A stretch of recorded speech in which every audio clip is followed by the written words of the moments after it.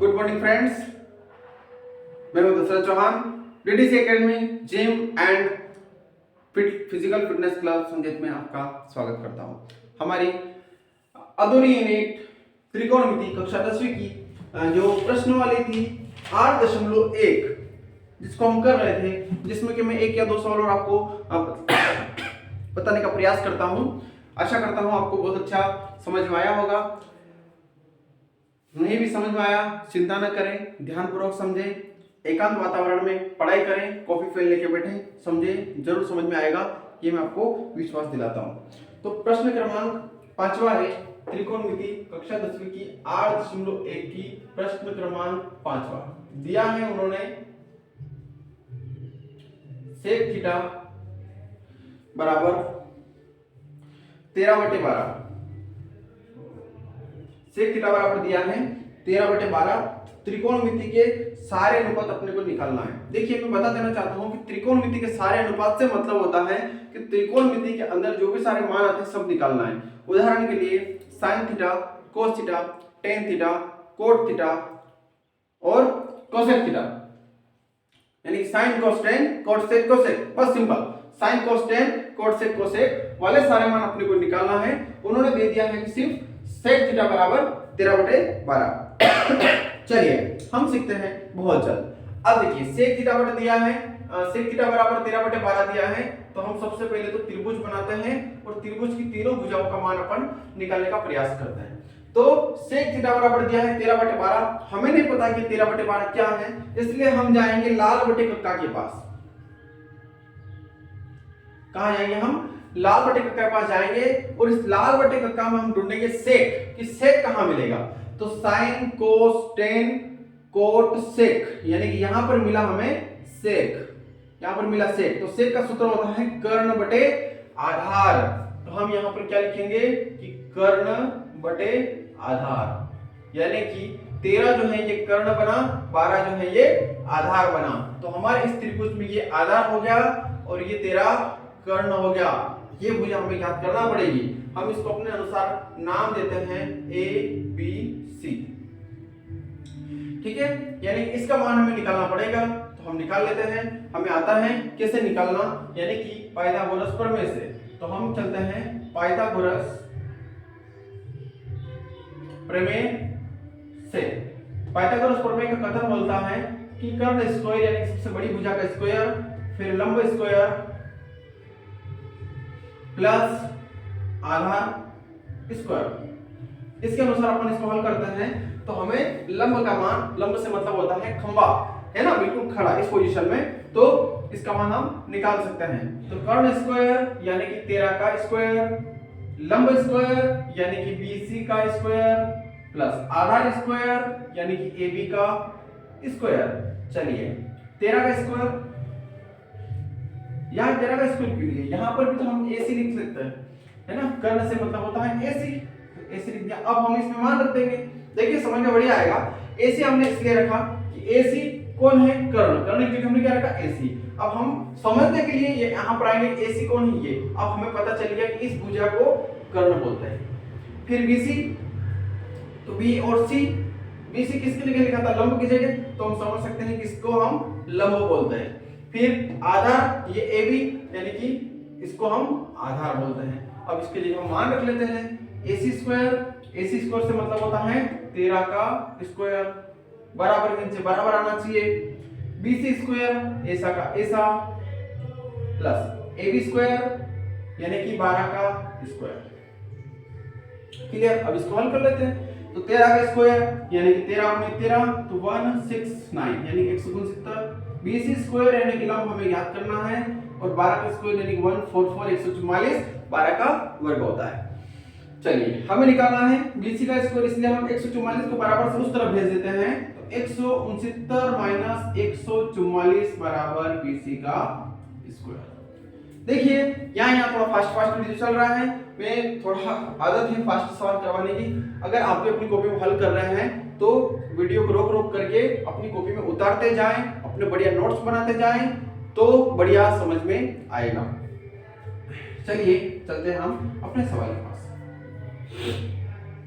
169 में से 44 जाएगा, 144 जाएगा तो 9 में से 4 गया 5 और 4 में से 6 में से 4 गया 2, 1 में से 1 गया 0 बराबर BC का स्क्वायर। देखिए अब हमें BC का मान निकालना तो यहाँ से स्क्वायर हटाना पड़ेगा और यहाँ से स्क्वायर हटाएंगे तो ये स्क्वायर इस तरफ अगर जाएगा तो अंडर रूट बन जाएगा, तो 25 अंडर रूट में आ जाएंगे और यहाँ पर आ जाएगा BC, तो BC बराबर अंडर रूट 25, जब अंडर रूट को सॉल्यूशन करेंगे तो 25 बाहर आएगा तो 5 बन जाएगा, तो BC बराबर कितना हो गया 5 हो गया, यानी BC कौन था लंब था, यानी हमारे पास यहाँ पर कितना मान आ गया 5 आ गया। चलिए अब हमारे पास त्रिभुज की तीनों भुजाओं के मान आ गए हैं। अब हम चलते हैं सभी कोण के पास। प्रश्न में बोला था ना कि त्रिकोणमितीय सभी भुजाओं का मान अपने को निकालना है, त्रिकोणमितीय मान हमें निकालना है सारे मान। तो चलते हैं हम sine theta, cos theta, tan theta, cot theta, sec तो उसने दिया है इसलिए लिखने की आवश्यकता नहीं है ना, तो sine cos tan cot sec के बाद आता है कोसेक थीटा, तो इनके मान हमें निकालना है। देखो ये टेक्निक है ना, शानदार।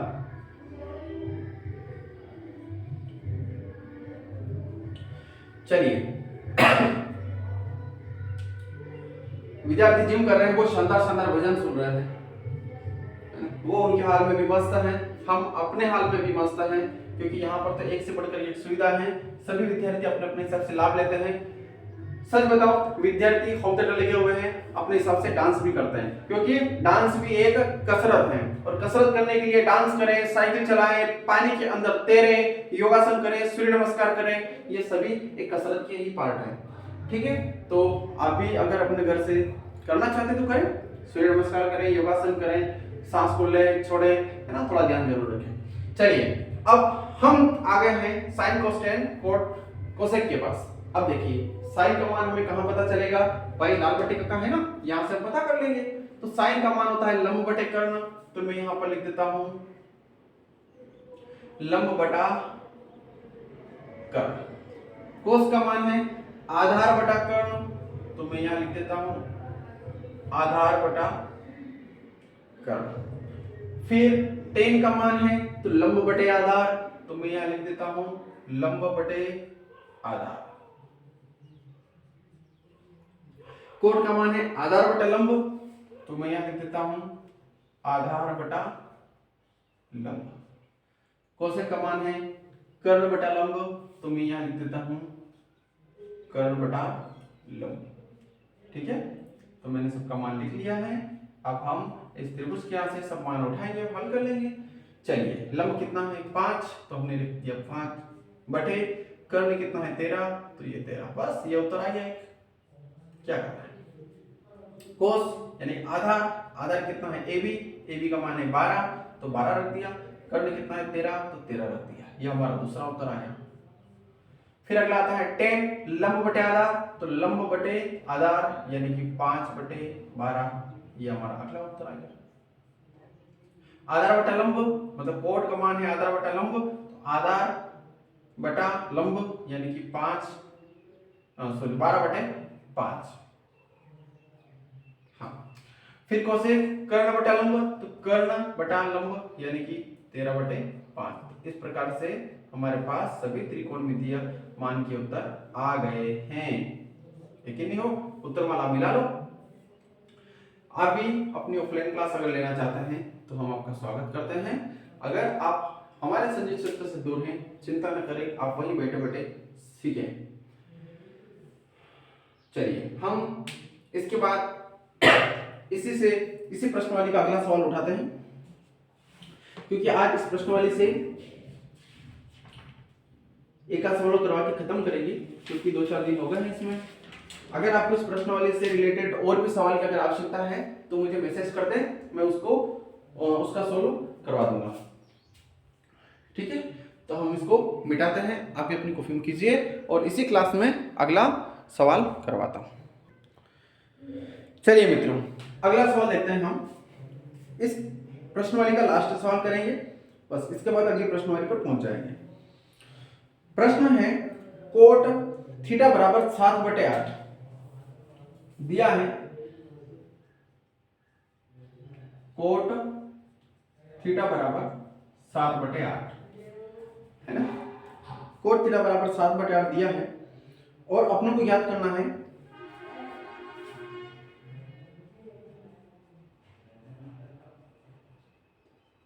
One plus sine theta 1 minus sine theta बटे 1 प्लस कॉस थीटा और 1 माइनस साइन थीटा। एक मान तो अपने को ये याद करना है और इसी का दूसरा है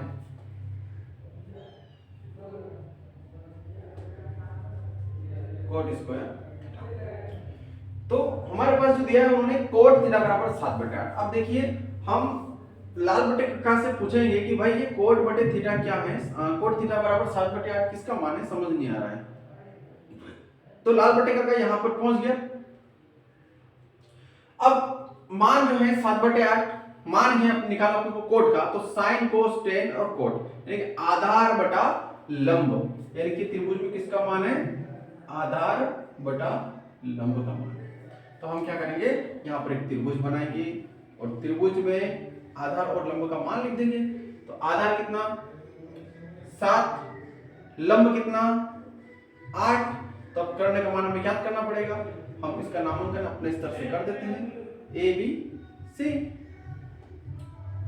ठीक है, ये समकोण का निशान लगा दें ताकि थोड़ा कंडीशन में दिखे।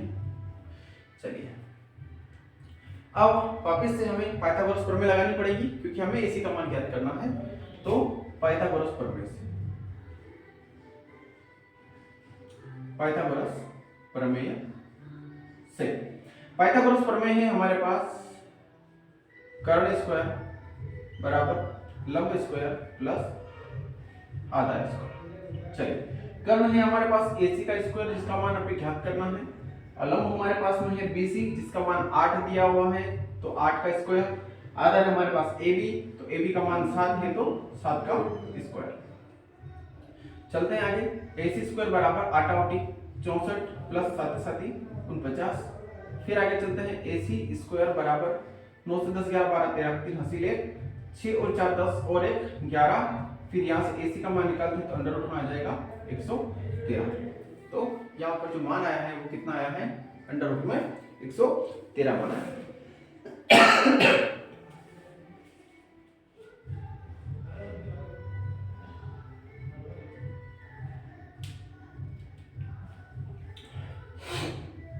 मैं ये सवाल एक तरीके से और बताऊंगा, लेकिन मैं इस तरीके से इसलिए बता रहा हूं क्योंकि अपने इस प्रश्नावली के सारे सवाल इसी तरीके से किए हैं। तो ठीक है, अब हमारे पास में त्रिभुज के तीनों मान आ गए हैं। हमें याद करना था 1 plus sine theta 1 minus sine theta बटे 1 plus cos theta 1 minus sine theta. तो हम सबसे पहले क्या करते हैं कि यहां पर पहले साइन और कोस का मान निकाल लेते हैं, फिर उसके बाद यहां पर मान रखेंगे।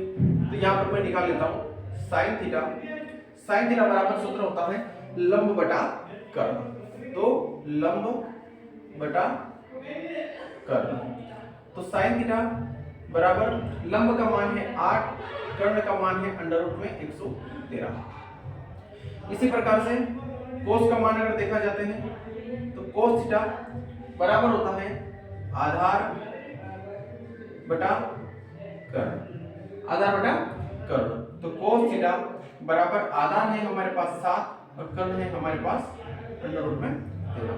तो अब ये जो मान दिख रहा है ये मान हम यहाँ पर रख करके हल करेंगे। देखिए सवाल ये थोड़ा सा बड़ा इसलिए बन रहा है क्योंकि हम इसको इस प्रश्नावली के जितने भी सारे सवाल करते आए हैं इसी प्रकार से करेंगे। इसको मैं एक तरीके से करवा के बता दूंगा, वो थोड़ा सरल है, लेकिन वो थोड़ा सरल आपको कब लगेगा, जब आप पूरी त्रिकोणमिति कर लेंगे, सारे फार्मूले आपको याद हो जाएंगे, उसके बाद आपको सरल है, बहुत सरल, इससे तो कई गुना सरल है, लेकिन फिलहाल इस प्रकार से करना जरूरी है। तो चलिए हम मान रखते हैं। तो मान रखने पर मान रखेंगे तो सबसे पहले हमारा जो मेन बड़ा डंडा था बट्टा उसको लिख दिया। फिर 1 प्लस साइन थीटा का मान, साइन थीटा का मान कितना है 8 बटे अंडर रूट में 113। इसके बटे में कुछ नहीं है तो 1 चलिए फिर अगले कोष्टक में 1 माइनस साइन थीटा, हाँ 1 माइनस साइन थीटा तो 8 बटे 113। इसी प्रकार से बटे में भी 1 प्लस कोस, तो कोस का मान है 7 बटे अंडर रूट 113 और 1 माइनस साइन थीटा, नहीं 1 minus sine theta sorry 1 minus cos theta, यहाँ पे 1 माइनस कोस थीटा, तो 1 माइनस 7 बटा 113। अब इसको हल करते हैं हम। देखिए यहां आने के बाद में एक सूत्र बनता है, ये कौन सा सूत्र बनता है बता देता हूं मैं, a plus b a minus b बराबर a square minus b square, ये सूत्र बनता है। तो हम इस सूत्र के अनुसार इसको समझने का प्रयास करते हैं। a plus b a minus b बराबर होता है a square minus b square, तो हम इसी के अनुसार इसको लिखेंगे। तो 1 प्लस 8 बटे अंडर रूट में 113 जो है इस सूत्र के अनुसार अगर अपन लिखते हैं तो यहां पर आएगा माइनस और 1 का बी स्क्वायर आएगा और 8 बटे अंडर रूट 113 का भी स्क्वायर आएगा, है ना। जैसे a plus b a minus b बराबर होता है a square minus b square, तो a plus b a minus b बराबर होगा a square minus b square. चलिए बटे में भी वही सूत्र लगेगा, ये वाला a plus b a minus b बराबर होगा a square minus b square, तो 1 का स्क्वायर माइनस 7 बटे अंडर रूट में 113 का स्क्वायर। ठीक है, अब इसे आया हल करते हैं। चलिए 1 का वर्ग होता है, देखिए सबसे पहले तो हम एक बटे का डंडा निशान लगा देते हैं ताकि इससे भी ऊपर हमारे पास अंश और हर मान आने वाला है। तो 1 की घात 2 यानी कि 1 माइनस अब 8 बटे अंडर रूट 113 का स्क्वायर, तो 8 का भी स्क्वायर होगा अंडर रूट 113 का भी स्क्वायर होगा, तो 8 उठी 64 बटे 113। क्योंकि यहां पर मैं सांकेतिक तौर पर बता देता हूं कि अगर अंडर रूट 2 गुणित अंडर रूट 2 होता है तो इसका उत्तर आता है 2, क्योंकि ये आधी घात होती है और आधी घात का जब गुणा होता है तो एक घात हो जाती है। ठीक है, अंडर रूट 3 गुणित अंडर रूट 3 बराबर 3, तो उसी प्रकार से वहां पर जो था अंडर रूट 13 की घात 2, तो हम इस अंडर रूट 13 को इस प्रकार से लिखेंगे अंडर रूट 13 गुणित अंडर रूट 13 बराबर 113। ठीक है, तो हमने भी यहां पर यही किया है 113। बटे में भी वही पोजीशन, तो 1 बटा 1 क्योंकि 1 की घात 2 है, 1 माइनस साथ ही गुण 50 बटे 113। तो यहां तक सवाल मेरे ख्याल से आपको बढ़िया तरीके से समझ में आ रहा होगा। चलिए अब हम इससे आगे चलते हैं। 1 का और 113 का लघुत्तम निकालना पड़ेगा, तो ये हमारा बेन डंडा 113 का हमने लघुत्तम निकाला तो 113 आया, ऐसे लिखता हूं ताकि दिखेगा बढ़िया। चलिए अब 1 का भाग 113 में दे रहा तो 113 आएगा और 113 का गुणा 1 में करना है, तो 113 देखिए चौथी पांचवी छठी के सवाल है, आसानी से कर सकते हो। फिर 113 का भाग 113 में देना है तो 1 आएगा और 1 का गुणा 64 में करना है तो 64। फिर बटे में 1 और 113 का लघुत्तम 113 और 1 का भाग 113 में दिया तो 113 आएगा और 113 का गुणा इसके अंश में जो दिख रहा है यहाँ पर 113 आएगा, तो ये गुणा करेंगे तो माइनस की जगह माइनस लगा दिया। फिर 113 का भाग 113 में तो 1 आया और 1 का गुणा 49 में किया तो यहाँ से 49 आया। देखिए मित्रों, अगर ये पोजीशन समझ में नहीं आ रही है तो आप मुझे कमेंट्स करके बता दें, मैसेज करके बता दें कि मुझे ये तरीका समझ में नहीं आ रहा है, क्योंकि मैं जानता हूं कि इसमें बहुत सारे विद्यार्थी फेल हो जाते हैं, ये हर किसी को समझ में नहीं आता है। जिनको समझ में आता है उनको तो बहुत बढ़िया समझ में आता है, लेकिन जिनको समझ में नहीं आता है वो कंफ्यूज रहते हैं। तो आप कंफ्यूज ना हो, ये तरीका अगर नहीं समझ में आ रहा है तो आप मुझे बता दें ताकि मैं अलग से तुम्हें क्लास दे दूंगा, क्योंकि यहाँ पर अगर मैं इतना बताऊंगा तो क्लास बहुत बड़ी हो जाएगी और जिन विद्यार्थी के आता है बेचारे वो बोर हो जाएंगे। तो हमें किसी को बोर भी नहीं करना है, किसी को परेशान भी नहीं करना है और हमें यहाँ पर अपना काम करना है। और अगर आपको चाहिए तो मैं क्लास अलग से डाल दूंगा, मुझे बता दें जरूर। यहां तक आने के बाद में क्या करेंगे, हम 113 से 113 विभाजित कर देंगे। अब 113 में से 64 जाएगा और यहां पर 113 में से 49 जाएगा, तो 113 में से 64 गया, यानी कि 3 में से 4 नहीं जाता है तो जाएगा 113 में से 64 जाना है अपने को, तो 13 में से 4 गया 5 6 7 8 9 10 11 12 13, यानी कि यहाँ पर आएगा 9। अब यहाँ पर बचा 10, 10 में से 6 गया 4, यानी कितना आया 49। अब यहाँ 113 में से 49 ले जाना है अपने को, तो यहाँ पर 9 से 10 11 12 13, यानी कि 4, और यहाँ पर 10 में से 4 गया 6, तो यहाँ पर कितना आया 64 आया। ठीक है, तो इस सवाल का जो उत्तर आया है वो आया है फिलहाल 49/64। इस तरीके से हमने जो सवाल किया उसके उत्तर आए हैं 49/64। अब इसी सवाल को मैं एक तरीके से और आपको करवाने की बता रहा था, मैं आपको बता देता हूं कि वो कैसे करते हैं। तो यहां पर बता देता हूं, मुझे लगता है कि इतने से स्पेस में आ जाएगा। अथवा पोजीशन थी हमारे पास में 1 plus sine theta 1 minus sine theta बटे 1 plus cos theta 1 minus cos theta. यह सवाल हमारे पास था। अब हम जानते हैं कि a plus b a minus b बराबर होता है a square minus b square, तो हम इसको सूत्र बना लेते हैं a का स्क्वायर माइनस b का स्क्वायर बटे a plus b a minus b बराबर होता है a का स्क्वायर माइनस b का स्क्वायर, तो cos स्क्वायर थीटा। ठीक है, ये हमारा छोटा मान हो गया। अब हम इसको क्या करते हैं, आप सभी जानते हो कि त्रिकोणमिति में एक सूत्र होता है sine square theta plus cos square theta बराबर 1। इसको त्रिकोणमिति का पहला सूत्र माना जाता है। मैंने जब त्रिकोणमिति के सारे फार्मूले एक वीडियो में समझा रखा है, आप देखिए उसमें ये स्पष्ट रूप से है। अब यहां पर दिख रहा है, हम इसको थोड़ा और सरल कर लेते हैं। तो 1 माइनस साइन स्क्वायर थीटा बटे 1 माइनस कोस स्क्वायर थीटा। अब देखिए 1 माइनस साइन स्क्वायर थीटा, मैं साइन स्क्वायर थीटा को इस सूत्र के में इस तरफ लेके आता हूं, तो यहां पर कितना आ जाता है कोस स्क्वायर थीटा बराबर 1, ऐसा कैसा, और साइन स्क्वायर थीटा ये माइनस में हो जाएगा तो साइन स्क्वायर थीटा। तो इस 1 माइनस साइन स्क्वायर थीटा की जगह हम लिख सकते हैं कोस स्क्वायर थीटा। तो इस 1 माइनस साइन स्क्वायर थीटा की जगह लिख सकते हैं हम कोस स्क्वायर थीटा बटे। इसी प्रकार से अब यहां पर एक और मान है, मैं इसको हटा करके इसको एक रूप में और लेता हूं कि अगर मुझे 1 माइनस कोस स्क्वायर चाहिए, तो 1 तो ऐसा कैसा इस तरफ आएगा कोस स्क्वायर थीटा, तो यहां पर कितना बचेगा साइन स्क्वायर थीटा, यानी कि 1 माइनस कोस स्क्वायर की जगह मैं लिख सकता हूं साइन स्क्वायर थीटा। समझ में आया होगा? थोड़ा सूत्र के ऊपर ध्यान दे, बिल्कुल समझ में आएगा। चलिए अब आगे क्या होता है, एक सूत्र और है त्रिकोणमिति का कि कोस थीटा बटे साइन थीटा बराबर होता है कोट थीटा। ये लिखवा रखा मैंने, समझा भी रखा है ना?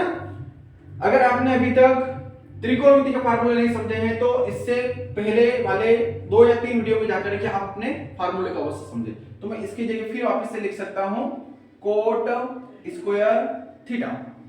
अब कोट स्क्वायर थीटा जब मैंने दिया है तो मान इसका ऑलरेडी है 7/8। देखिए कोट थीटा का मान प्रश्न में दिया था 7/8, तो मेरे पास कोट स्क्वायर थीटा है तो मैं इसका मान रख सकता हूं 7/8 का स्क्वायर, और जब मैं इसको हल करता हूं तो 7 49/8 तो मेरे पास ये उत्तर आ गया।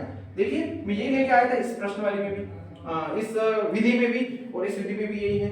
और इसी प्रकार से ये दूसरा वाला जो सवाल है ये भी यहां पर हल हो गया। तो ये छोटा सवाल है, बढ़िया सवाल है, आसानी से समझ में आता है। लेकिन अगर हम इस विधि से पहले अगर इस विधि को करते हैं तो इस किताब के हिसाब से, इस प्रश्नवाली के हिसाब से विधिवत जो होता है ये समझ में आना थोड़ा मुश्किल होता है। इसलिए मुश्किल होता है क्योंकि त्रिकोणमिति में जो प्रश्नवाली बनाई गई है ये सूत्र बार वाली प्रश्नवाली में आते हैं, न कि इस प्रश्नवाली में आते हैं।